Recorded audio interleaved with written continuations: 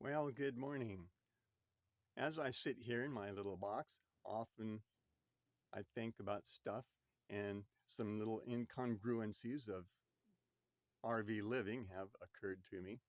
Besides popping a rib while I was trying to heft this kitty litter box, hi Spotty, out so I could get at a toolbox underneath of it that Spotty likes to sit on.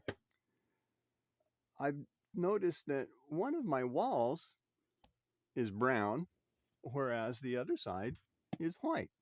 And I thought I've never really occurred to me why that was. But now that it has, I discovered that absentmindedly or subconsciously, I use the white side to put my clean laundry in. So here's my jeans and my jammies and my shorts in a pile and t-shirts there and white socks and black socks together. I'm integrated, not racist. Unless you want to wear white socks and black socks together, then you might cause an interracial problem. But on the brown side, that's where I put the dirty laundry. Of course, I never thought about it. So there's some canned goods and dirty laundry there and dirty laundry there.